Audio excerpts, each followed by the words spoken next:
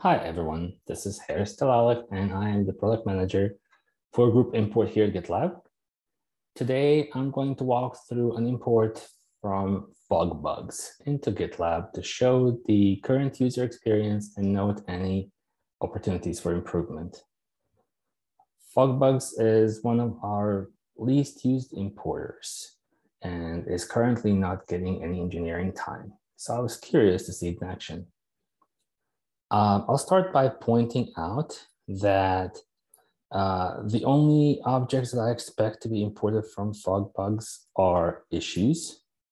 This is one of our issues importers.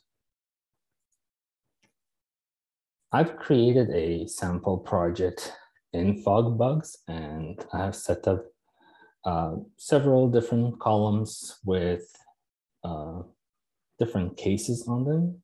FogBugz calls issues cases. So to start the process, I'm going to create a new project in GitLab by starting an import and selecting FogBugz. Once I provide my project URL as well as my credentials, I'm able to continue to the next step. I'll also note that this is my first time importing from FogBugz, so I do not know what this will look like and what experience I'm going to get out of this. So it does seem that this is one of the few importers that we have that allows you to map users manually. So the default in this case is an empty GitLab user field. So let's see, the user map.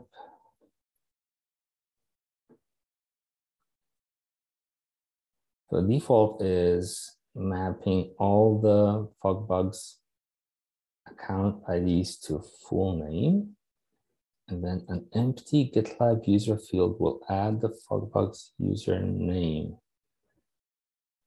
So if I leave this empty, it will add the full name in the description for the issues and comments. And it will associate all of those issues with the project creator. So I will be the owner of the issues and the comments, and the actual FogBugz username will be added in the description. However, if I map a FogBugz account to a GitLab user, then I would expect a full link between the two users. So if I select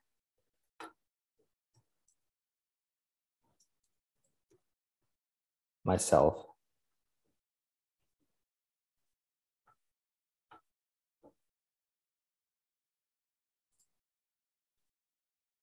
as the mapped user here, I should get the full mapping in the end. So continuing to the next step.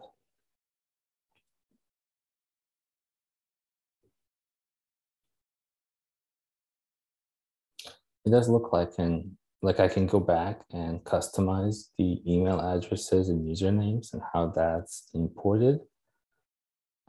There are 2 repositories that are available. However, this may be a misnomer because it is not really repositories. It is projects. So there's an onboarding project and an inbox. An onboarding project is a planner. So what they call a planner is a board that then contains buckets of items. So I'm able to map a planner to a project in GitLab. So I can map the onboarding project planner to an onboarding project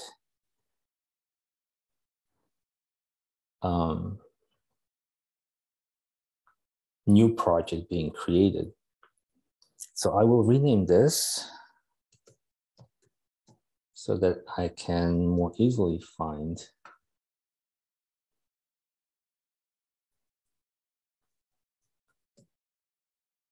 this project in my under my name later. So now that I'm happy with this name, I will import the project or the planner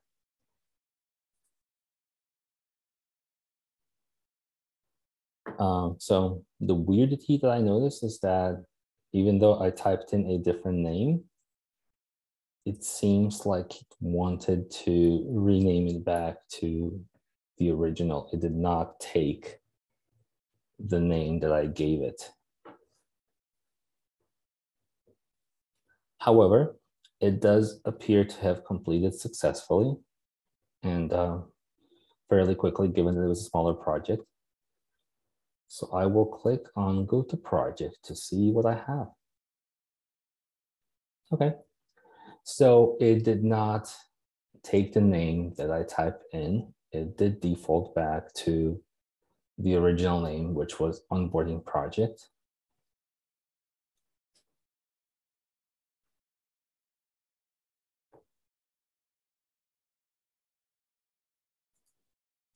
Looking at activity, I can see that it was imported. Labels,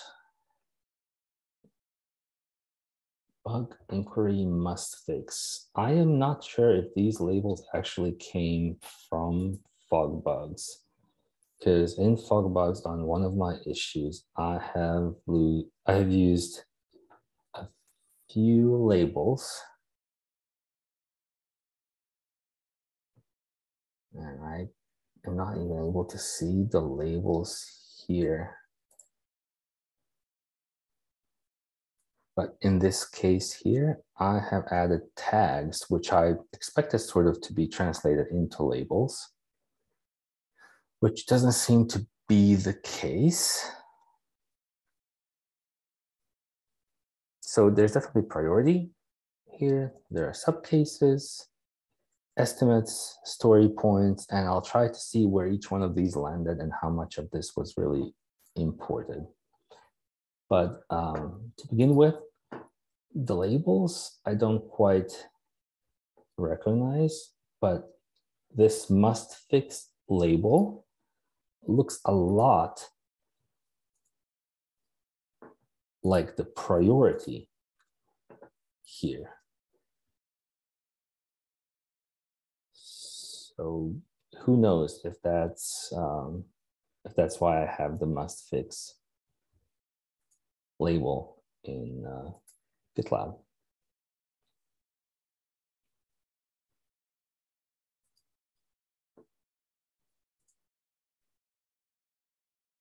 So members, just myself.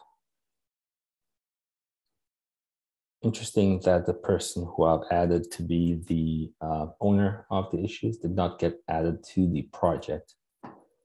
So looking at the issues themselves, I see that they were tagged with bug and must fix being the priority, and then bug and inquiry being more of the type of an issue. Because when I create a new issue,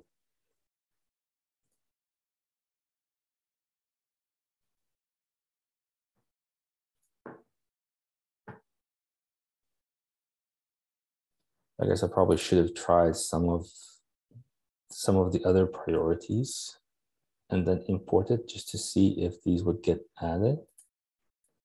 But there's also a category of bug versus feature versus inquiry versus schedule items. So it seems like the category was imported as a label, and then the priority was imported as another label in GitLab.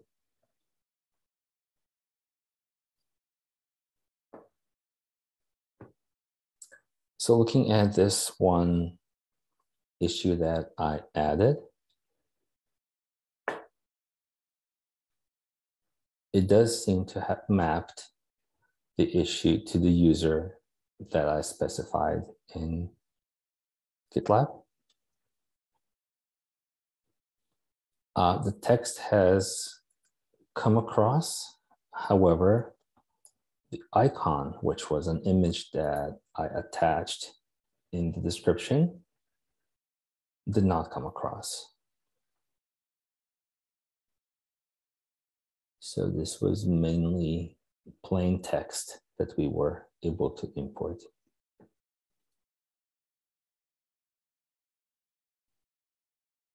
And then each one of these comments on the issue was assigned to the appropriate user, but also prefixed with a note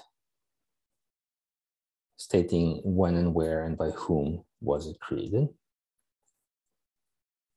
And then there was no comment for this change because this was an automated, pretty much an event that happened on the issue. And you can tell here which event it was. So there's just a lot of extra information that may not be useful. It seems pretty busy. So maybe these could have been events versus comments, or we should recognize that they were events and still imported as in comments, but not with all these extra nodes. So I don't have the wait feature, so I can't tell if that was something that would have come across. The only thing that I see set here is are the labels and the assignee.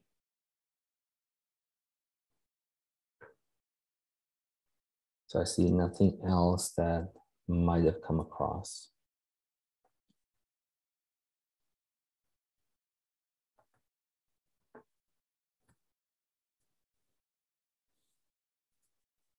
So looking at a few more issues. It's an issue that I closed in FogBugz.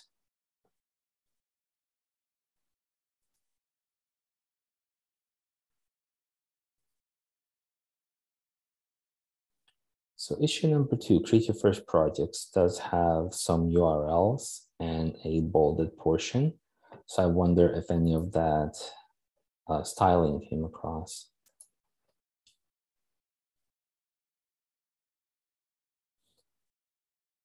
Issue number did come across, which is nice, so that the numbers do match. That's awesome.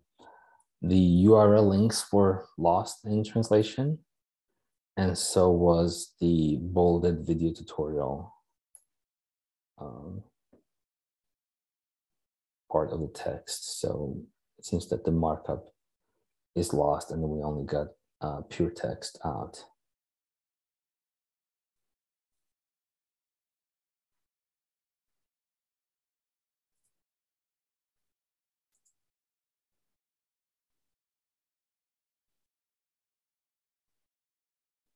Okay. So all in all, I can report that it does seem to work in a very limited capacity, but all the issues have made it across.